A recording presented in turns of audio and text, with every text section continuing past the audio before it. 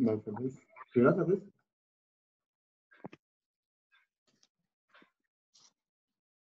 On peut démarrer? Guénola, c'est à toi. Bonjour à tous. Je vous remercie en fait tous de vous être joints à nous. Nous avons le plaisir aujourd'hui d'accueillir un panel particulièrement intéressant et je remercie tout particulièrement Monsieur le Ministre d'avoir accepté de se joindre à nous. L'objectif aujourd'hui est de profiter du lancement en fait de notre plateforme d'infrastructure numérique pour dresser un bilan de la numérisation en France, de ses atouts, de ses enjeux.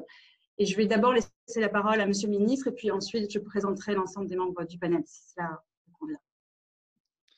Très bien, merci, merci beaucoup. Merci de me donner l'occasion d'intervenir aujourd'hui. Je vais dire un petit mot et puis je vous laisserai ensuite pour le panel. En tout cas, je suis très heureux d'être parmi vous ce matin, enfin, en tout cas cette fin de matinée, pour saluer le baptême d'un nouvel acteur important du numérique français, issu de l'association d'un industriel français avec un fonds européen d'investissement de long terme. Parce que je crois que ce qui se joue ici, ce qui se joue en fait à travers la numérisation et le déploiement du numérique, est quelque chose d'absolument essentiel. Et d'absolument essentiel à deux égards. Tout d'abord, ce qu'a révélé de manière quasiment paroxystique, mais on le savait déjà avant le confinement, c'est que le monde est divisé entre ceux qui ont accès au numérique, d'ailleurs dans toutes les acceptions du terme accès, et ceux qui ne l'ont pas.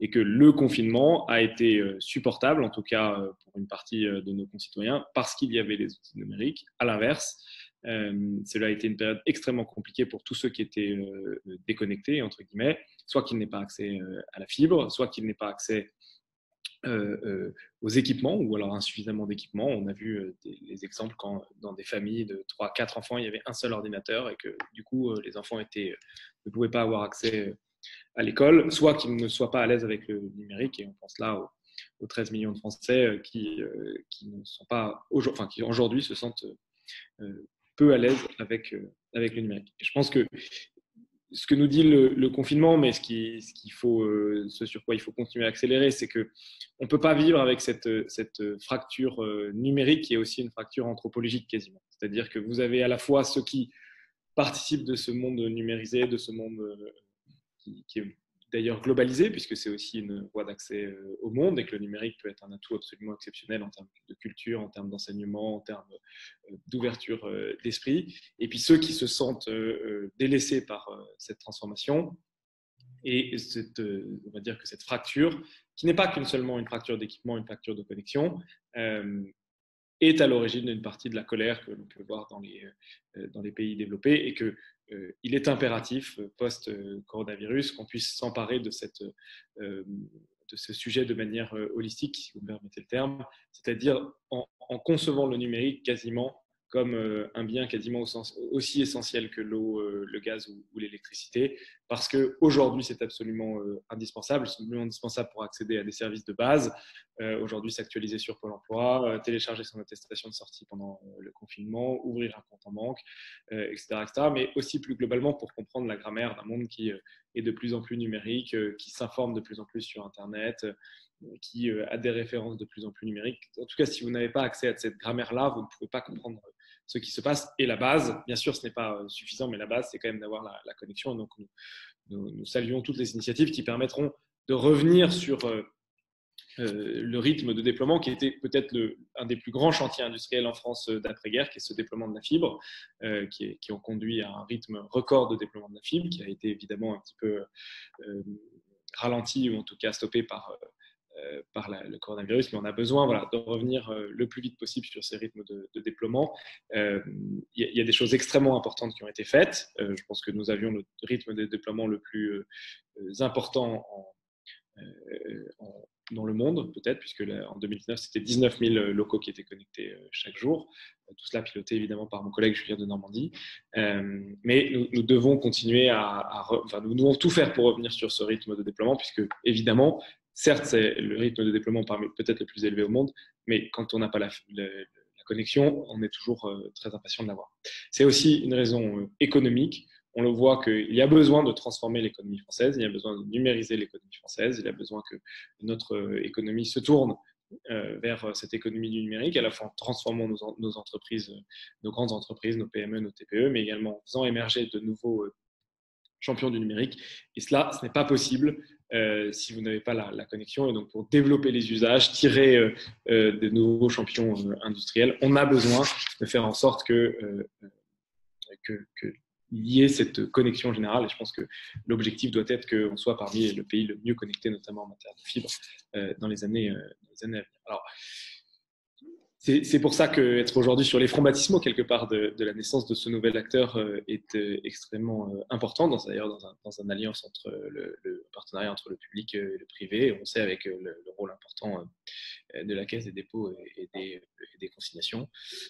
Et évidemment, dans une politique qui allie à la fois les collectivités territoriales et l'État, puisque l'État ne pourrait pas faire cela tout seul. En tout cas, je trouve que c'est une très bonne nouvelle pour la France, une très bonne nouvelle pour le numérique en règle générale, et puis que maintenant, il n'y a plus qu'à, comme on dit. Merci beaucoup. Merci infiniment, Monsieur le Ministre. Donc, je vais en profiter peut-être pour présenter les membres du panel et expliquer un petit peu l'objet de notre annonce, puisqu'aujourd'hui, avec donc Éric Jamarot, qui est le directeur général de Action. Je vais vous laisser du coup, si cela vous… Bien sûr, bien sûr, bien sûr.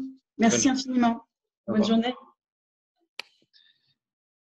Donc aujourd'hui, nous annonçons la création de Vauban Infrafibre, qui est donc et qui a l'ambition d'être finalement le 3e opérateur de gros en France et surtout le premier opérateur neutre, indépendant à l'échelle nationale. Donc cela couronne 10 ans d'investissement en commun.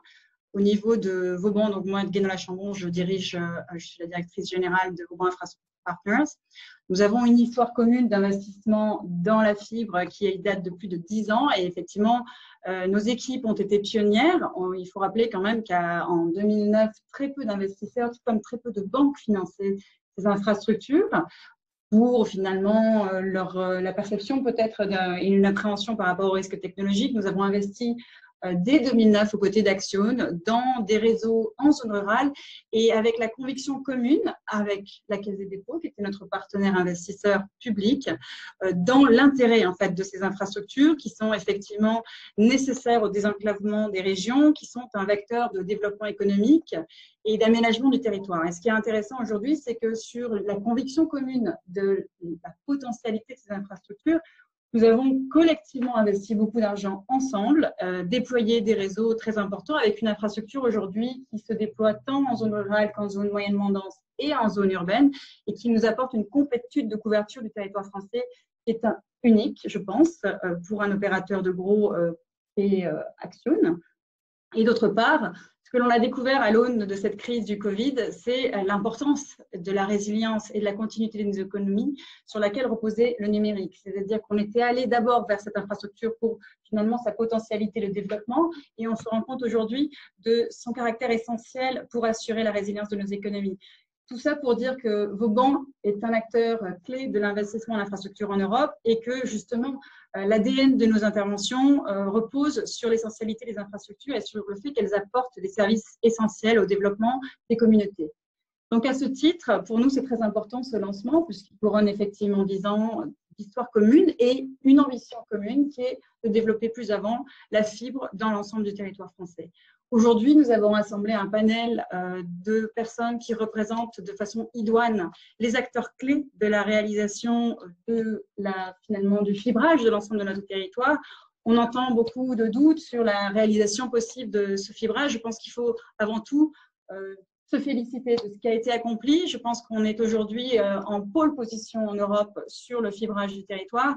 Et cette réussite, il faut le rappeler, elle est quand même due à une mobilisation sans précédent de l'ensemble des acteurs. Et aujourd'hui, on a la chance d'avoir rassemblé des représentants de tous ces acteurs clés. En la personne, alors on devait avoir Christophe Coulon en représentant, donc président du syndicat mixte de la DSP du Nord-Pas-de-Calais, qui est retenu en conseil régional et qui, du coup, est avantageusement représenté par Fabrice Doué, qui est le directeur du syndicat mixte du Nord-Pas-de-Calais et qui va, du coup, pouvoir témoigner de l'expérience concrète sur le terrain d'un délégant. Nous avons la chance également d'avoir Emmanuel Gabla avec nous, qui est membre du collège de l'ARCEP, donc personnage idoine pour nous représenter le rôle clé qu'a joué l'ARCEP en tant que régulateur de ce fibrage de l'ensemble du territoire français. Nous avons également la chance d'avoir avec nous Antoine Proche, directeur d'investissement de la Banque des Territoires du groupe Caisse et Dépôts et qui est l'acteur clé public de l'investissement aux côtés de l'ensemble des acteurs, ce qui est quand même aussi un facteur clé de réussite de ce fibrage du territoire. Donc, ce panel, qui rassemble également Éric Jamaron, que j'ai déjà présenté et qui, lui, représente finalement le point de vue de l'industriel et qui est quand même très intéressant, va vous permettre d'avoir une vision globale, je l'espère, des enjeux stratégiques qui sont les nôtres aujourd'hui et des perspectives qui sont aujourd'hui posées tant par la crise du Covid, mais des enjeux, effectivement, de numérisation des entreprises, de nos sociétés. Et donc, je pense qu'on va démarrer par une première question que je vais adresser plus particulièrement donc à Fabrice et Emmanuel. Et la question, elle porte sur finalement le digital, un vecteur d'aménagement du territoire. Et je sais que c'est un sujet vraiment important. Est-ce un outil de justice et d'équité territoriale? Oui, merci, bonjour à tous. Effectivement, la crise a montré la nécessité d'avoir un accès très haut débit pour tous, notamment dans les zones les plus rurales. Dès le départ, en 2015, le Nord-Pas-de-Calais a fait le choix de desservir les territoires qui avaient un plus mauvais ADSL d'abord, avec l'objectif de fin 2019. Donc, quelque part, on était prêt, là, début 2020, à avoir un minimum de débit partout. Mais on avait surtout un objectif de 100% fibre qu'on a pour 2021 et qu'on garde pour 2021. On rappelle toujours que sans intervention publique, il n'y aurait pas eu de fibre possible pour les territoires ruraux. Donc on a la chance avec le modèle industriel et économique qu'on a mis en place avec Action d'avoir pu montrer la robustesse de notre projet. Pour vous dire, la totalité des travaux ont repris. On a quasiment tous les agents qui sont sur le terrain et on a l'objectif FIT qui est renforcé. Par exemple, depuis un mois, là, depuis l'après-confinement, on a déployé 10 000 prises. Alors, c'est un petit peu moins que ce qui était prévu, mais on a surtout raccordé plus de 10 000. Et on était complètement effarés de voir ce chiffre. On raccorde plus de prises que celles qu'on déploie. Ce qui montre bien l'appétence des territoires, et notamment de nos territoires ruraux. On peut dire aujourd'hui, je crois qu'on aura déployé en zone rurale plus vite qu'en zone plus urbaine. Et mieux encore d'ailleurs, les territoires urbains, aujourd'hui, nous demandent d'avoir des services équivalents à ceux qu'on peut offrir sur nos territoires ruraux, notamment pour l'accès à la fibre pour les entreprises ou les zones d'activité. Et on se réjouit que par rapport à cette demande, Vauban Infrastructure puisse co-investir en zone plus urbaine et que donc on puisse offrir aux habitants du Nord-Pas-de-Calais un catalogue de services qui soit optimisé sur la totalité du territoire. Donc pour nous, c'est une vraie opportunité qui est demandée par les élus depuis très longtemps. Voilà, donc pour arriver à l'équité, on est bien à 100% fibre et on commence aussi à avoir ce qui s'était un peu perdu depuis quelques temps, des offres pour des internets sociales. Donc avec des débits, un minimum de débit, des prix très bas. Et c'est quelque chose qu'on creuse aussi avec nos délégataires pour mettre ça dans les prochains mois. Voilà. Emmanuel, si vous souhaitez. Oui, merci. Non, c'est vraiment quelque chose d'important et c'est je pense, une des réalisations dont la France peut s'enorgueillir. Je crois que nous avons finalement mis en place collectivement un mécanisme, un système qui fait que le déploiement de la fibre se fait et va continuer à se faire en France. Et on voit qu'elle résiste même à des crises qui étaient assez fortes. Alors certes, ça a impacté un petit peu le déploiement de la fibre, mais globalement les objectifs restent tenus. Alors, D'ailleurs, je vais vous parler un peu plus d'infrastructure que de digital au sens strict, puisque enfin, le digital existe et sera là si les infrastructures sont présentes. C'est bien ce que disait le ministre dans son propos introductif. Alors, je vais assez rapidement insister sur 2 points, d'ailleurs, qui tournent autour de ce principe d'équité et de justice. On a 2 principes. Le principe, c'était de faire en sorte que il y a à la fois des acteurs privés, il y a des acteurs publics. On a divisé le pays en plusieurs zones, une zone privée, une zone d'investissement privé, une zone d'investissement public. L'objectif a été toujours que, in fine, pour le client final, il n'y ait pas de différence. Et on a fait en sorte, en mettant en place une régulation symétrique, en faisant en sorte que les conditions d'accès technique et économique soient similaires sur les marchés de gros, à la fois dans les zones privées et dans les zones publiques, de façon à ce que les opérateurs commerciaux puissent avoir exactement les mêmes offres pour les consommateurs, quelle que soit leur localisation sur le territoire. Et ça, c'est quelque chose, je crois, de très important, qui est fondamental, puisqu'on sait que les tarifs et les prix, et avoir des communications et des télécommunications, notamment pour les entreprises à des prix abordables, est quelque chose d'indispensable pour le développement économique du pays. Le deuxième point vraiment important, c'est qu'on a vraiment fait un shift, en tout cas du côté du régulateur, on a vraiment fait une mue, parce qu'on part d'une régulation asymétrique où on régule de manière très forte un opérateur, et on a mis en place, et c'est un cas assez unique en Europe, on a mis en place une régulation symétrique, c'est-à-dire que tous les acteurs, en tout cas qui déploient la fibre, sont régulés de la même façon, et avec une prime à l'investissement. Celui qui investit, bien sûr, aura un retour sur investissement. Les autres peuvent venir s'inscrire dans son réseau, parfois le cofinancer. Donc on a mis en place toute une échelle de financement qui fait que chaque opérateur, finalement, s'y retrouve et possède une grosse partie des équipements et une grosse partie de son réseau. Et finalement, c'est quelque part une régulation qui est arrivée à réconcilier concurrence et investissement, que très souvent on oppose trop.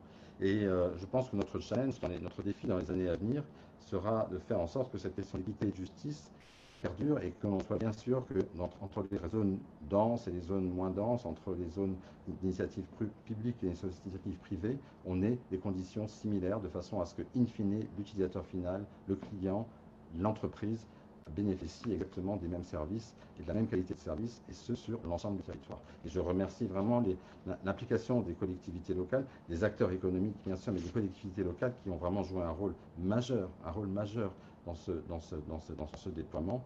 Et bien sûr, les investisseurs tels que Vauban aujourd'hui sont indispensables, parce que ce sont quand même des réseaux qui nécessitent une certaine mobilisation d'investissement.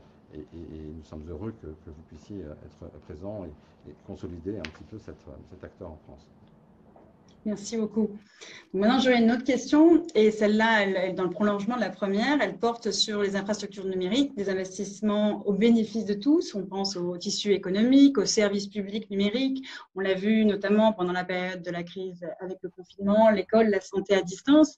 Quid de l'inclusion numérique, l'accélération des services qui sont rendus disponibles avec la 4G, la 5G. Et cette question, je l'adresse d'abord à Antoine et puis également à Eric.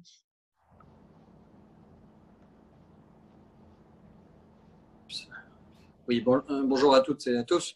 Avant de vous répondre, Gwenola, je voulais vous saluer les équipes de Vauban, celles d'Action, et rappeler que la Banque des Territoires que vous êtes le premier partenaire de la Banque des Territoires dans le développement des RIP, et donc je voulais le saluer. Salutations également à Emmanuel Gabla, ainsi qu'à Fabrice Doué. Nous sommes au capital du projet porté par le syndicat mixte du Nord-Pas-de-Calais, et on l'a dit, c'est un des projets phares du pays avec l'objectif 100% fibre et avec un des meilleurs taux de réussite en termes de déploiement et de commercialisation. Donc, comme vous l'avez souligné, je crois que le panel est représentatif. Alors, répondre à votre question, ce numérique au service de tous, je crois qu'on a complètement vu pendant la période qui vient de se passer la nécessité de ce numérique. La Banque des Territoires est très engagée à résoudre la fracture territoriale.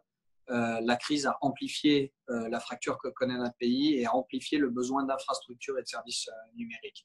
Alors, en termes d'infrastructures, c'est bien les programmes que nous sommes en train de construire ensemble qui sont quand même un modèle de réussite. Alors, Très récemment, la semaine dernière, l'Observatoire du très haut débit soulignait les difficultés liées au ralentissement du déploiement. Maintenant, on peut quand même se féliciter de l'avancée de l'année 2019 qui a été exceptionnelle et de la manière dont se déploie dans le pays la fibre.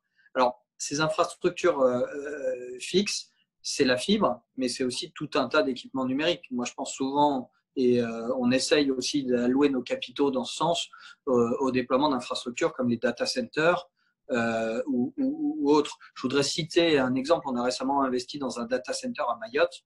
Quand on parle d'inclusion, c'est aussi ce genre de sujet qu'on doit financer. Ensuite, sur la partie services numériques, donc le ministre l'a rappelé, on travaille étroitement avec lui, 20% des Français éloignés du numérique, 13 millions, on a décrit les situations très concrètes qu'on a vécues pendant le Covid, selon qu'on ait une bonne ou une mauvaise connexion, selon qu'on dispose des équipements, parce qu'il n'y a pas que la connexion, il y a aussi les équipements. Nous sommes très engagés pour ça, et si j'ai un message, c'est un peu comme sur les infrastructures où ces initiatives mixtes entre le public et le privé ont permis de construire un programme. Je pense que sur les services, on doit pouvoir arriver à la même chose. Ce que j'ai pu observer, c'est sur un certain nombre de sujets, on est encore dans un modèle très subventionnel. Et je pense qu'on doit arriver dans le futur de manière à ce que tout ça se déploie vraiment de manière massive à un modèle mixte avec des investisseurs privés comme vous. Sur les services, nous, on est en soutien aux initiatives locales, que ce soit dans les maisons France Service, donc vous savez, qui vont maintenir le service public dans les territoires ruraux ou territoires plus éloignés. On a 500 maisons France Service aujourd'hui avec le groupe La Poste. Ce sont des lieux d'inclusion numérique. Mais il n'y a pas que les maisons France Service. Il y a tout un tas de tiers-lieux qu'on finance qui pourront être ces lieux-là. Je voudrais aussi signaler ce qu'on fait avec le chèque haptique, qui sont un peu les chèques restaurants de la médiation numérique, qui permettent en fait aux gens de se former au numérique en obtenant de leur employeur, par exemple, un chèque qui ressemble au système du chèque restaurant. C'est 2500 lieux, ça, en France, qui permettent de disposer de ces services. Enfin, je voudrais parler d'un sujet assez important. La France est un des pays les plus fibrés et un des pays les moins numérisés. Il y a un énorme sujet autour des TPE et des PME. Et ça, je pense que c'est un des défis qui est devant nous. On en parle là aussi avec le secrétariat d'État au numérique, on en parle avec des gens comme vous. Moi, je crois que s'il y a un coup de pouce dans les prochaines années, c'est un coup de pouce vis-à-vis de ce tissu artisanat, PME, que ce soit dans l'accompagnement, pas que dans l'accompagnement financier, dans l'accompagnement, j'allais dire, les prendre par la main pour se digitaliser. Et ça, il y a un vrai sujet. Voilà, enfin, je conclurai la réponse à cette question en disant ce que j'ai pu dire d'ailleurs, qui a été repris la semaine dernière, c'est que dans le cadre des mesures de relance pour accompagner le développement du pays, la Banque des Territoires prépare un geste fort en termes de moyens nouveaux mis à disposition pour aller au bout du tout fibré, si je peux le dire comme ça. Et on sait que les derniers mètres ou les derniers kilomètres vont être les plus difficiles. Et en tout cas, la Banque des Territoires est vraiment très engagée pour aller au bout du sujet et faire que le pays soit le plus fibré et le plus numérisé possible dans les prochaines années.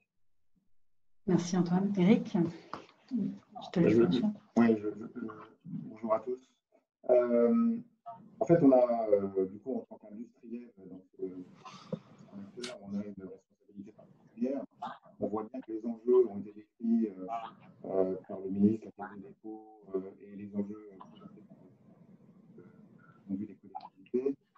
Et du coup, on a une responsabilité particulière de rendre ce schéma possible, ce schéma, je dirais, qui vise à répondre à toutes les attentes. Donc, le rôle d'un industriel allié à un investisseur, c'est justement de se focaliser sur des zones de tension, des zones de priorité.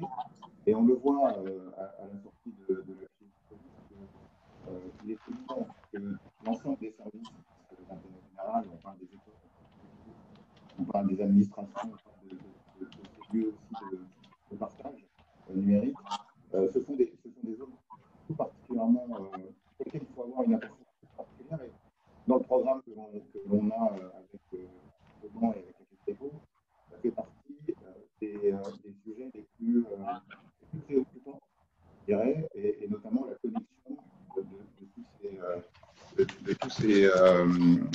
tous ces lieux qui vont faire partie des priorités.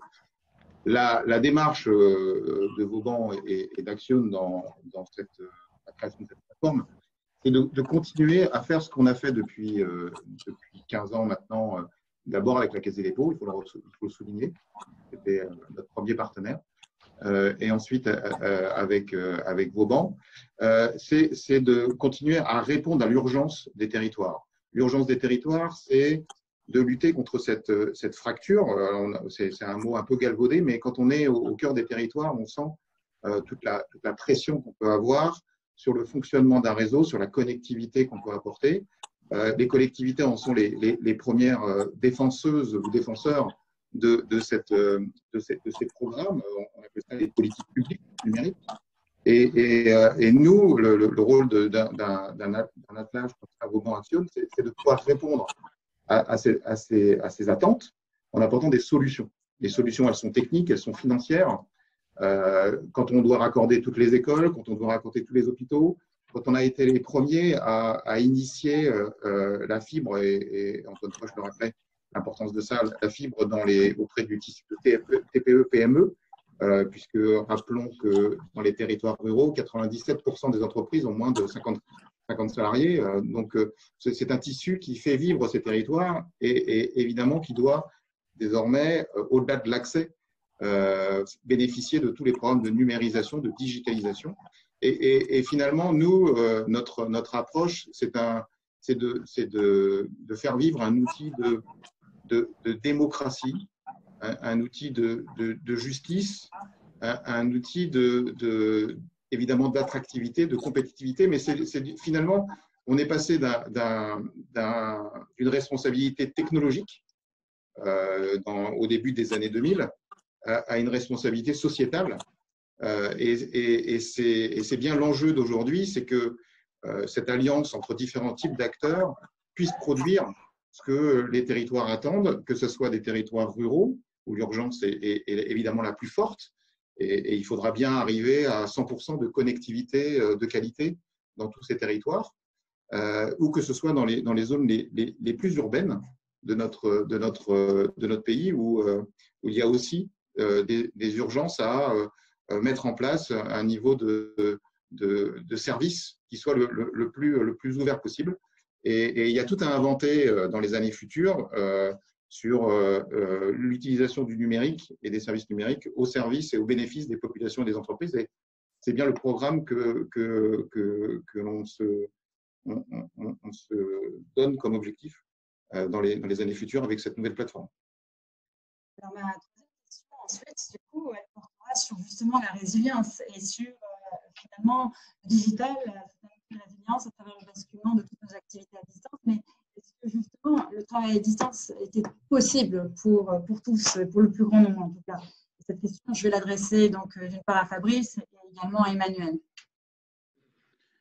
Oui, je disais tout à l'heure, le réseau fibre du Nord-Pas-de-Calais a été au rendez-vous de la nécessité du travail à distance. Et c'est quelque chose dont on peut se réjouir, hein, puisqu'il n'y a pas eu d'effondrement des réseaux, et notre réseau en particulier a été à la hauteur. Ça a permis aussi quelques avancées, j'en profite entre parenthèses. Axion a permis de pouvoir avoir les plannings de raccordement des opérateurs, et notamment dans le cadre, pour vérifier le cadre sanitaire. Pour nous, c'est une première avancée de pouvoir contrôler le réseau et la qualité des raccordements à ce réseau. La région Hauts-de-France a fait une étude juste à la sortie du confinement auprès des collectivités des Hauts-de-France, du Nord-Pas-de-Calais en particulier, pour voir un petit peu quelle avait été la résilience des collectivités. Et je pense que c'est représentatif de ce qui s'est passé pour les entreprises et aussi pour les habitants. Et ça a montré quelques marqueurs qui sont importants dans des efforts qui sont encore à faire, et peut-être aussi un socle de base à renforcer. Ça a permis de montrer que beaucoup de métiers étaient adaptés au télétravail, mais qu'il fallait accompagner ça d'une dotation en matériel, et notamment matériel portable, de façon plus sécurisée, de façon plus intensive. et aussi de faciliter des outils qui permettent la collaboration et puis la consultation à distance de données qui étaient encore trop souvent dans les bureaux. Ce que ça a montré aussi, c'est que l'activité de tiers-lieu doit être développée. Ça, c'est un point important dans les Hauts-de-France. Les services dématérialisés qui doivent être généralisés pour les habitants, mais aussi les agents et les élus dans le cadre d'un programme de dématérialisation. On parlait tout à l'heure de la digitalisation des entreprises, que la France était plutôt à la traîne. Ça, c'est un axe fort des prochains mois. On a vu aussi fleurir des marketplaces, souvent par des initiatives locales. C'est le réseau qui a permis ça, hein, qu'on puisse se déplacer virtuellement, y compris chez les artisans ou les commerçants locaux. Donc ça, c'est quelque chose qui devra être multiplié et renforcé dans les mois, les années à venir. Cette étude a montré aussi que parfois l'informatique reposait sur une personne et que cette personne, si elle était absente, ça pouvait remettre en cause complètement les activités numériques des collectivités et donc des entreprises. Et puis donc ça a montré aussi qu'il y avait encore des étapes de formation et les nouveaux élus qui vont nous rejoindre là après les élections de ce week-end. On a vraiment envie de faire un parcours des élus au numérique pour remettre un peu tout le monde à niveau et puis qu'on puisse embrayer sur des projets qui soient vraiment très, très forts dans les mois, les années à venir. Je voudrais juste terminer ce point de résilience par un témoignage sur l'initiative des départements du Nord et du Pas-de-Calais, qui en 15 jours de temps a déployé un espace numérique de travail pour toutes les écoles maternelles et primaires du Nord-Pas-de-Calais, dans le cadre d'une démarche régionale. Et voilà, en 2 semaines, on a pu monter un projet et offrir à toutes les écoles du Nord-Pas-de-Calais un outil qui permettait l'échange avec les parents, les enfants, les enseignants et aussi les élus. Voilà, donc on a pu saisir cette opportunité et cette démarche des 2 départements était à saluer. Merci Fabrice. Emmanuel, je vous laisse réagir sur la question. Oui, alors on a bien sûr la même analyse. Alors, globalement, les réseaux ont tenu et globalement, je pense qu'on peut dire que le secteur des communications électroniques a rempli la promesse. A rempli la promesse ou l'espérance en tout cas qui était la sienne. Cela dit, bien entendu, c'est là où on a vu que les problèmes de couverture du territoire devenaient cruciaux. Et vraiment, quand on avait les réseaux, ok, tout allait bien. Et quand on ne les avait pas, quand on était en zone blanche, c'était très compliqué. D'où, je pense, toute l'importance et le nouveau momentum, je pense, qu'il va y avoir après cette crise pour vraiment avancer fortement sur la couverture totale de notre territoire. Alors, les questions qu'on se posait, c'était est-ce que le dimensionnement du réseau serait suffisant avec les augmentations de trafic qui ont été quand même très sensibles au début, très sensibles, avec des risques de congestion. Finalement, on s'est rendu compte que tout a pu être géré, mais ça a pu être géré. Il y a eu quelques tensions à certains points, ça a pu être géré parce qu'il y a eu une bonne collaboration de l'ensemble des acteurs. Et c'est là-dessus que je voulais insister. Vraiment, tout le monde a fait des efforts. Alors, je voulais en prendre quelques exemples.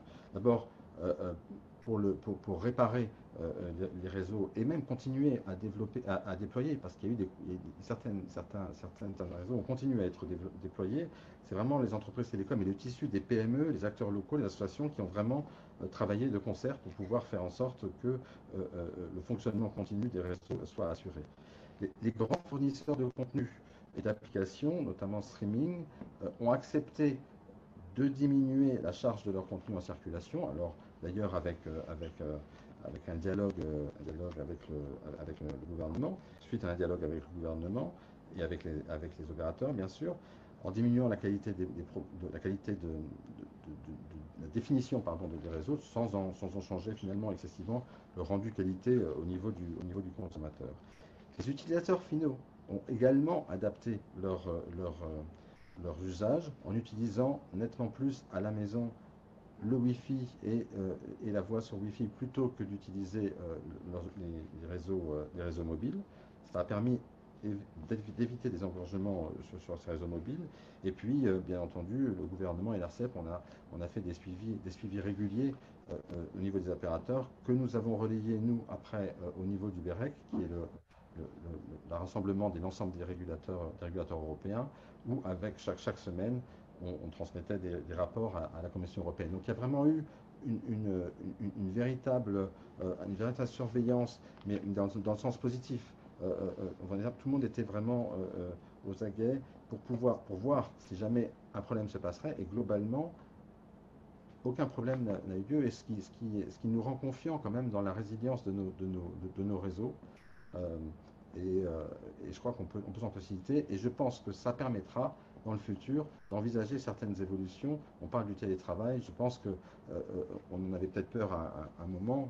Une partie du télétravail, pas tout comme ça a été le cas en cette période de confinement, mais certainement les réseaux seront capables de supporter une partie de télétravail bien plus importante c'était le cas jusqu'à présent. Donc des changements à venir certainement dans l'organisation du travail. Merci beaucoup. Alors, ma dernière question pour ce panel, avant de laisser la parole en fait, à nos différents interlocuteurs, donc une possibilité d'avoir des questions pour tout le monde. La question, je l'adresse à nouveau à Antoine et à Eric. Et je vais comment disposer durablement des meilleures infrastructures numériques possibles dans nos territoires, d'après vous? Je fais comme tout à l'heure, je vole la parole à Eric en premier. J'ai beaucoup aimé le propos d'Eric sur la responsabilité sociétale. Je pense qu'on se retrouve tous autour de ça. Les meilleures infrastructures numériques, ben là encore, on est dans la responsabilité sociétale. Ce sont des infrastructures qui sont censées durer longtemps. On voit qu'on vit encore avec des réseaux cuivre qui ont maintenant 25 ans, 20-25 ans, voire plus. Donc, il y a vraiment une question que l'infrastructure ne se dégrade pas. Et pour ça, d'ailleurs, l'industriel est mieux placé que moi pour en parler. Il y a une question de suivi et d'exigence de qualité, de sécurité. Alors là aussi, moi, je viens du monde de l'industrie, donc c'est l'ancien industriel qui parle. Il y a une exigence dans le suivi des chantiers, dans le contrôle des fournisseurs, dans le contrôle de la documentation. Et ça, collectivement, l'équipe que nous sommes, l'État, les collectivités territoriales, les investisseurs, les industriels, réalisateurs, en fait, collectivement, nous sommes tous engagés autour de ça. Et j'en veux pour preuve, parce que la confiance n'exclut pas le contrôle, mais ce n'est même pas une histoire de ça. C'est un processus normal. Le fait qu'on audite régulièrement les déploiements et qu'on s'assure de la qualité de l'infrastructure. Alors après, en termes de choix, moi d'ailleurs, c'est une des premières questions que je me suis posée en voyant tout ce plan, c'est est-ce que le problème quand on choisit une technologie, c'est sa durabilité. Est-ce qu'elle ne va pas être remplacée de façon plus précoce que ce qu'on imagine? Moi, je crois que le choix de la fibre optique est un choix fort qui va permettre au pays de disposer d'une technologie qui va rester valide ou valable pendant suffisamment longtemps et qu'on ne va pas se retrouver dans 5 ans ou 10 ans avec une technologie complètement dépassée. Après, personne ne peut prédire l'avenir, mais je crois qu'on a réussi cette durabilité.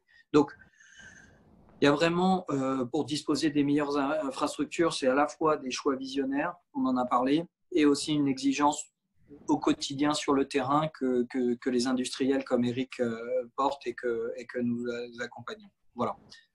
J'ai dit dans la réponse à l'autre question tout à l'heure qu'on allait faire un geste fort pour finir le travail. Un travail bien fait, un travail qui va jusqu'au bout, c'est effectivement atteindre les zones les plus éloignées, les plus coûteuses, mais c'est aussi quand on connecte la fibre, c'est aussi aller jusqu'au raccordement jusqu'à l'habitant. Et ça aussi, on a un sujet de réussite dans les prochaines années sur le bon raccordement, la qualité, les non-malfaçons sur ce sujet. Voilà, je laisse Eric déployer le propos, il est beaucoup plus expert que moi. Merci Antoine. Effectivement, dans ce rôle, dans cette meilleure exploitation possible des meilleures infrastructures, je crois que c'est un combat qu'on mène à plusieurs.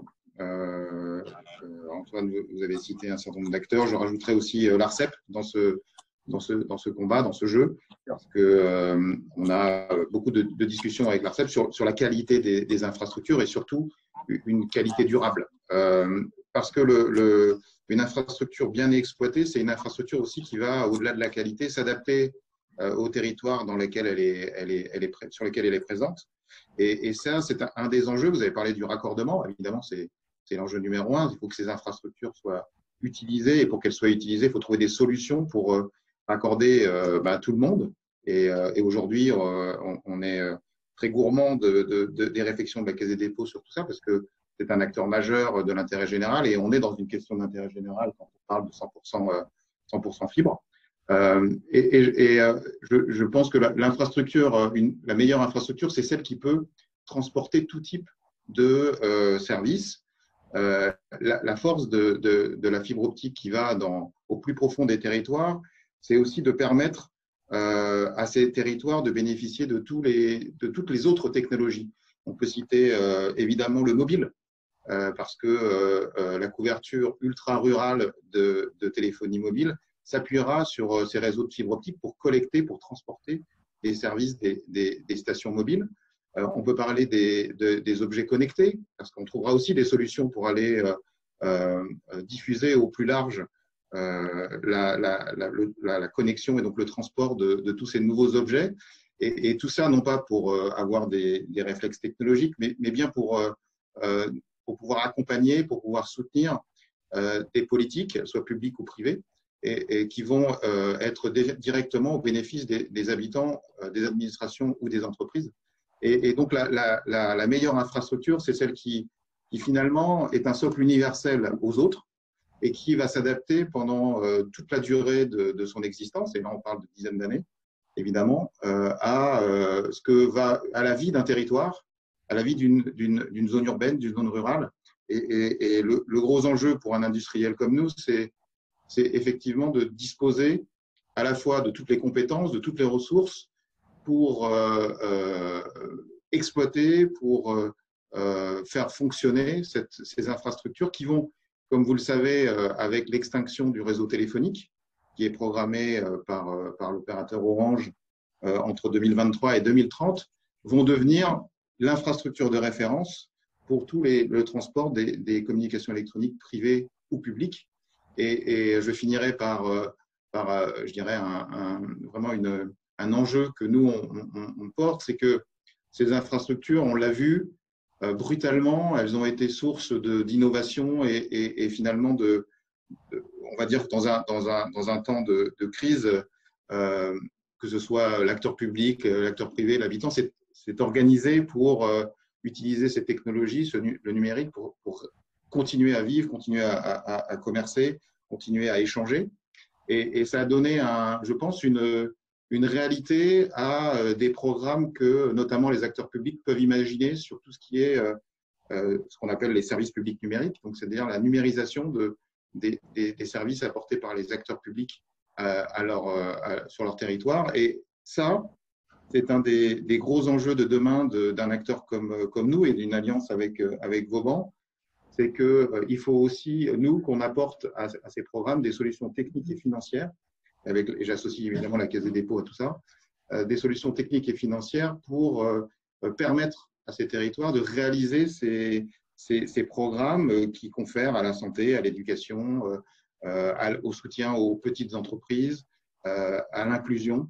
Et finalement, ces infrastructures doivent transporter tout ça. Voilà notre rôle. On n'est pas nous, en tant qu'industriel, on n'est pas dans le service. On ne fera pas à la place du marché. Par contre, il faut que le marché puisse exister partout, pour tous. Et c'est ça l'enjeu de notre plateforme. Elle a répondu à ces enjeux dans le passé. Et maintenant, elle doit répondre à des enjeux encore plus forts, encore plus responsables dans le futur, y compris d'ailleurs sur la dimension environnementale, parce que c'est un des enjeux aussi du numérique, de s'adapter à ces exigences qui sont tout à fait intéressantes. Pour nous, les enjeux, effectivement, dans tout ça, la plateforme numérique qu'on lance ensemble et qui finalement couronne des investissements réalisés depuis 10 ans, va avoir évidemment les moyens de ses ambitions, puisque l'objectif, c'est d'une part de rassembler les infrastructures déjà déployées ou en cours de déploiement, initialement très engagés sur plutôt des zones rurales, sur lesquelles nous avons pu en fait déployer la fibre FTTH, mais également développer tout un panel de relations avec bien sûr les grands opérateurs de détail, mais également tous les opérateurs alternatifs. Et je le souligne parce que c'est important, nous avons aujourd'hui plus de 150 opérateurs alternatifs, c'est quand même un nombre impressionnant finalement, et qui vont pouvoir accéder à la fibre en zone moyennement dense, en zone urbaine, par la complétude de notre réseau, puisque nous avons une couverture désormais qui a l'ambition d'adresser et la zone rurale, et la zone urbaine, et la zone moyennement dense. Et c'est cette complétude qui en fait aussi son originalité. Nous avons également à nos côtés des investisseurs institutionnels d'envergure avec une vocation d'investissement de long terme. Nos fonds sont des fonds à 25 ans. Donc, notre ambition, c'est finalement de canaliser les ressources longues dans l'économie réelle et d'accompagner ce plan ambitieux dans finalement son déploiement avec effectivement apporter la fibre pour tous et accompagner tous les besoins, tous les services qui se créent aujourd'hui sur une infrastructure qui est certes essentielle, mais qui est aussi devenu un outil de développement et de résilience économique majeur. Et c'est pour ça que pour nous, la création de cette plateforme est un facteur clé. On sera donc l'interlocuteur unique et donc beaucoup plus cohérent et je vais dire rassurant pour l'ensemble des partenaires, puisque du côté des délégants, ils n'auront affaire qu'à cette structure partenariale avec bien sûr Axione comme industrielle, mais également, je pense, à tous nos clients qui sont donc les opérateurs de retail, qui eux-mêmes entrent en relation avec nous avec la possibilité d'accéder à un nombre de prises qui est quand même considérable. On brigue aujourd'hui 11 millions de prises et évidemment avec l'ambition de croître toujours plus. Et c'est cette ambition-là que l'on porte ensemble et que l'on espère pouvoir réaliser avec l'ensemble des partenaires. Je vais laisser la place aux questions de la part de nos interlocuteurs.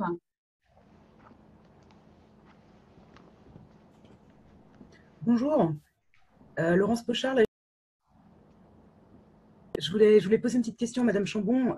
Vous expliquiez que vous aviez des fonds de 25 ans. Quels sont les fonds qui sont encore en activité? Quels sont les fonds qui sont encore en activité? Est-ce que vous en avez un en cours de levée et sera-t-il spécifiquement dédié au digital? Alors, en fait, nous avons 6 fonds sous gestion. Donc, l'ensemble de nos fonds, effectivement, vous avez raison de le souligner, au gré de nos 10 ans, 11 ans d'histoire, nous avons effectivement levé différents fonds successifs qui, chacun, a investi dans un panel d'infrastructures diversifiées dans lequel je vais dire que le numérique a dû représenter à peu près 20% de l'ensemble des portefeuilles que nous avons déployés. L'objectif de cette plateforme, c'est justement de rassembler tous ces investissements en un tout unique qui sera notre plateforme d'investissement dans le numérique dans lequel l'ensemble de nos fonds existants seront chacun individuellement actionnaires. Et évidemment, notre objectif avec la levée de fonds de notre fonds actuel qui peut donc adresser tous nos besoins additionnels d'investissement a évidemment comme objectif de se déployer, tout comme ses prédécesseurs et tout comme les successeurs de ces fonds dans le numérique, tout comme les autres secteurs. Et cet objectif-là, c'est finalement, encore une fois, apporter de la diversification à nos investisseurs. Donc, aucun de nos fonds ne va être individuellement exposé au numérique dans sa totalité, bien sûr, dans un souci de diversification, d'où l'intérêt, finalement, de lever toujours des fonds successeurs qui apporteront à chaque fois les moyens nécessaires de déploiement de cette plateforme numérique. Et l'ensemble de nos fonds ont un horizon de portage de long terme et qui permet d'accompagner tous nos projets sur la durée. Et pour le fonds en cours de levée, est-ce que vous pouvez nous en dire un petit peu plus si vous avez déjà un closing, si vous avez déjà un objectif? En fait, on ne communique jamais publiquement sur les levées de fonds, donc je peux difficilement vous en dire plus. Bon, bah, tenez-nous informés dans ce cas, quand ça arrivera, avec plaisir.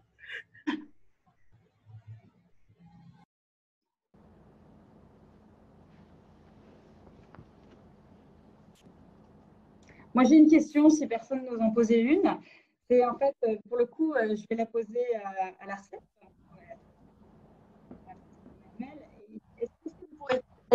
Au niveau de la régulation, est-ce que, d'après vous, la régulation pourrait être différente dans les villes et dans les zones rurales? Alors, c'est une bonne question. Comme je vous ai dit, un des objectifs était de faire en sorte que pour le client final, in fine, on aboutisse à une offre de service qui soit à peu près identique, en tout cas que les opérateurs commerciaux puissent commercialiser des offres à des tarifs qui sont similaires, que l'on soit en zone dense ou en zone moins dense. Alors, on a tout de même une régulation asymétrique qui s'impose encore à Orange, notamment sur le génie civil. Et on est en phase d'analyse de marché, donc on est en phase de consultation de l'ensemble des publics, de l'ensemble des acteurs. Et on a quelques outils qui permettent justement d'assurer cette égalité entre les territoires. Je prends l'exemple de la péréquation du génie civil. On paye autant un mètre de génie civil d'Orange si on le loue à Paris que si on le loue en zone rurale. Et on voit bien que, a priori, ça coûte. On a besoin de bien plus de recours à ce génie civil en zone rurale. Donc, a priori, on a des équilibrages qui sont faits entre les différentes zones. On voit aussi que le marché de gros est homogène, avec des tarifs de gros similaires entre zones privées et zones publiques, j'en avais parlé tout à l'heure, et on constate aussi des conditions d'accès qui doivent être un élément essentiel de l'arrivée des opérateurs commerciaux sur les RIP. Et là, on a toute une discussion avec les RIP et pour aboutir, là encore une fois, au même tarif pour les offres de détail. C'est vraiment le driver, c'est vraiment ce qui est le fil conducteur de notre action. Il faut que globalement, les citoyens et les entreprises, quelle que soit leur situation sur le territoire, se voient offrir des services qui soient similaires, comparables, à des tarifs qui soient comparables. Et c'est ça qui fera qu'on arrivera à développer notre pays et faire en sorte que le numérique irrigue vraiment la totalité de notre territoire. Alors, vous posez une question qui est un peu prospective. Hein. Elle est également soulevée par l'arrivée d'opérateurs commerciaux en cofinancement sur les RIP. Qui interroge un peu l'économie à long terme dans les zones les plus rurales. Alors, objectivement, on n'a pas totalement la question. La question, c'est de savoir est-ce que les tarifs récurrents permettront de couvrir les coûts d'exploitation. Et ça, on n'a pas de boule de cristal, mais en tout cas, c'est quelque chose qu'on vise à faire. Et on a des groupes de travail avec l'ensemble des acteurs, justement, pour arriver à dessiner et à résoudre ces quelques problèmes qui sont, me semble-t-il, des problèmes résiduels. Parce que globalement, l'image, le global picture, en bon français, elle est quand même positive et elle est, oui, on va faire en sorte qu'il n'y ait pas de différence entre les zones denses et les zones peu denses et que les zones blanches, en tout cas la complétude des réseaux, c'est quelque chose qu'on visera à terme. D'autant plus que si on envisage la fermeture du cuivre, ben, il faudra bien qu'il y ait un réseau de référence qui soit présent. Partout où il y avait du cuivre, il faudra qu'il y ait de la fibre. Alors j'ai une autre question parce qu'en fait, je réalise qu'avec en fait, la Convention citoyenne, tout le monde est aujourd'hui très sensibilisé aux sujets environnementaux, les impacts de l'environnement. Beaucoup pourront dire, mais finalement, le digital, c'est super, ça va maintenir nos économies. Mais quid de l'impact finalement environnemental, quid des utilisations, on va dire, tout azimut de l'Internet et qui ont certainement eu un impact au niveau de l'empreinte carbone relativement négatif. Donc la question, effectivement, quand on se pose sur la digitalisation intense de nos économies, quid de la gestion de l'impact de l'empreinte carbone de tout ça, finalement? Alors, je ne sais pas si je peux donner quelques éléments. Bien sûr. Parce que l'ARCEP commence à travailler sur ces questions-là. Et c'est vrai que cette question environnementale est une question particulièrement prégnante. On a d'ailleurs commencé, dans notre dernier rapport sur l'état de l'Internet, à mettre un chapitre sur ces questions-là. On se rend compte, alors là, on sort un tout petit peu stricto sensu du développement de la fibre, mais toutes les questions qu'il y a actuellement sur le déploiement de la 5G, certaines pour des raisons de santé, mais je veux me concentrer là pour les raisons environnementales, sont également très prégnantes, très fortes, et on ne peut pas, je pense que le temps où on pouvait totalement ignorer ces retours de la population est révolu. Il faut clairement que l'on arrive à développer ces technologies qui apportent, qui ont des plus en termes de services et qui ont des plus en termes également environnementaux. On sait que les nouvelles technologies consomment moins. Alors après, il faudra faire attention à l'effet rebond. Est-ce que avec une profusion de consommation, on ne va pas in fine au total augmenter les consommations, le bilan carbone du secteur, mais globalement, nous commençons à faire en sorte qu'on ait des chiffres. Parce que pour l'instant, ce n'était pas vraiment documenté. On a des chiffres. On travaille d'ailleurs aussi avec l'ADEME sur ces questions-là, de façon à pouvoir avoir des actions, des actes éclairés, et surtout faire en sorte que les opérateurs et les équipementiers d'ailleurs aient aussi des démarches qui soient vertueuses, parce que certainement en rendant public un petit peu leur consommation, ils auront certainement un cœur de faire en sorte que les consommateurs aient une bonne image d'eux en termes de bilan carbone. Et donc, ils changeront leur comportement, ils feront en sorte que leur comportement soit plus vertueux. Je crois que… Pardon. Antoine, je voulais donner un complément de l'investisseur engagé pour l'intérêt général qui est la Banque des Territoires. Il y a, comme vient de le dire Emmanuel Gabla, il y a le fait de bien comprendre ce qui se passe d'un bout à l'autre de la chaîne. Ça va des chantiers de déploiement à la technologie employée, en passant par les émissions de carbone induites in fine. Je salue d'ailleurs le travail de l'ARCEP, parce que sur un autre domaine dans lequel la Banque des Territoires est engagée, qui est la rénovation énergétique des bâtiments, un des freins à l'avancée de ce sujet, c'est la qualité de la donnée et la qualité de la mesure. Donc, le fait de déjà bien connaître ce qui se passe, c'est essentiel pour agir. Ensuite, la deuxième partie de ma réponse, elle est très simple. Tout ça est très comportemental. C'est-à-dire, aujourd'hui, on est en train de déployer des outils qui vont permettre d'utiliser encore plus de data. Donc, quelque part, si on ne fait rien dans nos comportements, il y aura une augmentation mécanique des émissions carbone.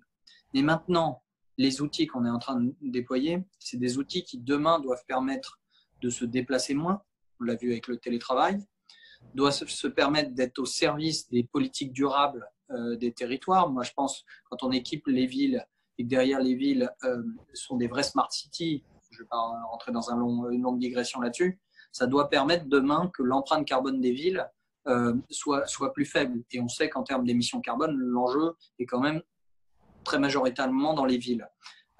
Donc, c'est comportemental et c'est un outil c'est un outil. Maintenant, si on ne fait rien, mécaniquement, les émissions carbone vont augmenter.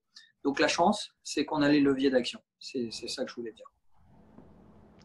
Il y a l'éducation des individus. Merci Antoine. Eric, peut-être tu peux réagir parce que c'est intéressant ce que vous disiez.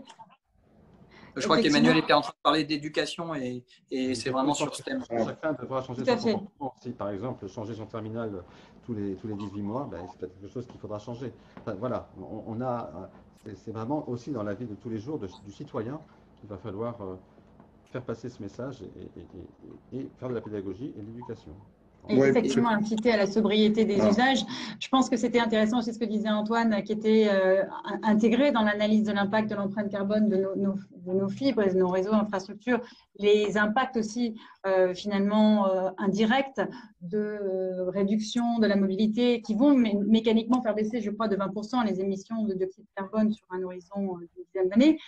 Ce qui est intéressant aussi, c'est de voir le point de vue de l'industriel. Comment, Eric, toi, tu comptes finalement améliorer ta performance énergétique au niveau de tes réseaux? Je crois que moi, en tout cas, j'ai deux niveaux de réponse. Le premier, c'est ce qu'on peut faire nous en tant qu'industriel. Et puis ensuite, peut-être je laisserai la parole au syndicat du Nord-Pas-de-Calais qui a aussi des choses à dire sur ce sujet-là. Nous, en tant qu'industriels, déjà, j'ai bien aimé le rapport du Sénat là, sur l'empreinte carbone. Parce qu'il est clairement dit qu'il faut faire quelque chose. C'est déjà une base, c'est-à-dire que le numérique n'est pas à l'écart des sujets sur l'empreinte carbone. Il est dit aussi qu'à 80%, les émissions, l'empreinte carbone du numérique est à l'extérieur du pays, c'est-à-dire sur les terminaux, sur la fabrication de tout ça. Mais après, je souscris à ce qu'a dit Emmanuel et Antoine sur l'éducation. C'est-à-dire qu'on sent qu'on a des actions pédagogiques auprès du consommateur, en fait, quel qu'il soit. Nous, en tant qu'industriels, on peut bien sûr travailler sur l'énergie verte, sur, par exemple, les data centers de proximité, sur des sujets qui vont finalement rejoindre un peu la problématique des circuits courts. C'est assez étonnant, mais alors que les télécoms ont toujours été considérés comme un sujet mondial, ou en tout cas de grande échelle, Et là, avec l'idée que ces réseaux deviennent un bien commun, on a des approches qui sont assez différentes, assez responsables et auxquelles on souscrit parfaitement. Et je pense que du côté des collectivités, il y a aussi cette approche-là. Peut-être que du côté du syndicat, vous pouvez compléter mon propos. Peut-être Christophe, je crois qu'il nous a rejoint. Christophe nous a rejoint, je crois, mais je ne le vois pas en vidéo. Bonjour à tout le monde. Je vous écoutais toutes et tous. Je suis désolé, je viens de sortir de la séance du conseil régional, mais je vous écoute depuis quelque temps. Je peux désormais vous parler. Ravi de vous retrouver. Juste pour compléter le propos de Fabrice avant de répondre à votre question. Noblement, nous les collectivités, on fait de la politique. La politique, c'est pas un gros mot. La politique, c'est de l'aménagement du territoire. C'est de l'équité territoriale. Et cette crise sanitaire a montré avec éclat à quel point, grâce au partenariat que nous avons noué avec vous, les investisseurs privés, les grands investisseurs institutionnels, la Banque des Territoires notamment, à quel point nous avons visé juste parce que continuer à télétravailler, ouvrir les entreprises de proximité au numérique, rendre accessible de la consultation médicale, etc., c'est un enjeu qui est essentiel. Et je suis très content que ce partenariat nous permette aujourd'hui d'arriver dans le peloton de tête des régions de France en termes d'équipement numérique. L'impact environnemental, évidemment que nous le regardons de très près. La responsabilité, c'est le maître mot de la délégation de services publics que l'on a conclue avec Axione, et je m'en félicite tous les jours. Responsabilité sociale, lorsque l'on a mis par exemple une importante clause d'inclusion de personnes au niveau de l'emploi pour leur permettre de retrouver du boulot. Responsabilité sur le plan de l'aménagement du territoire, vous l'avez compris, je n'y reviens pas, mais aussi responsabilité environnementale parce que demain, que ce soit dans la commune la plus éloignée du fin fond des Flandres, tout comme dans la rue la plus dense du centre de Lille, les usages vont continuer à croître et à exploser. Et en tant que collectivité publique, nous ne pouvons pas nous désintéresser de cet enjeu.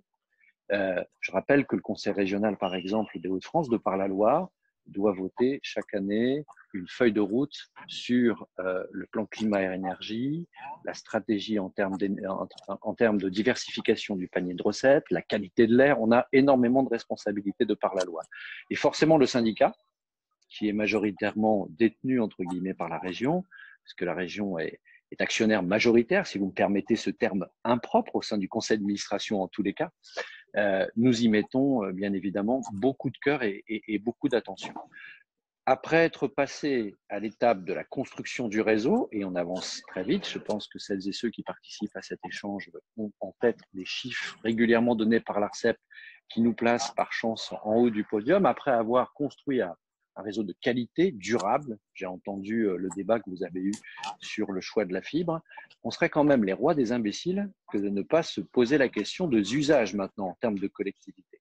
Donc, on les voit à toutes les échelles. Je vous ai donné quelques exemples. Je ne reviens pas sur le Covid. Et puisque les usages vont croître, l'impact environnemental va croître également, ce qui veut dire que tout au long de la DSP, 25 ans, il va nous falloir travailler inlassablement sur l'optimisation de la consommation énergétique, la réinjecter aussi une partie de la production de chaleur, notamment pourquoi pas dans les réseaux de chauffage urbain et autres. Ça, ce sont des sujets passionnants dont nous discutons avec la Banque des Territoires et sur lesquels Axione est particulièrement bien positionnée.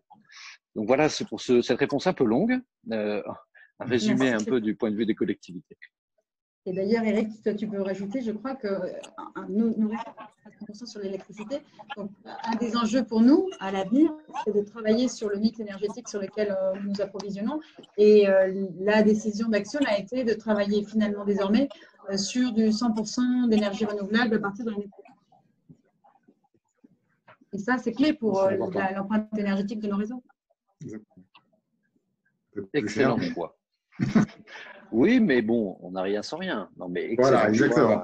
Excellent choix. Nous sommes très, très offensifs. J'ai des choses à vous vendre, Eric. Cette fois-ci, conseiller régional. Je mettrai de côté ma casquette du syndicat. Parfait. Parfait. Très bien. Je crois que nous avons finalement utilisé tout le temps, même plus, je crois, Samia, que le temps qui nous était imparti. Je confirme, Samia? Oui, Bon. absolument. Alors, si personne n'a plus de questions nous avons encore plus d'une trentaine de participants avec nous, donc peut-être qu'on vérifie que tout a été dit et que personne n'a plus de questions, et sinon, nous allons pouvoir passer à la conclusion. Donc, c'est le moment de vous manifester. Si vous avez des questions, il vous suffit d'activer votre micro.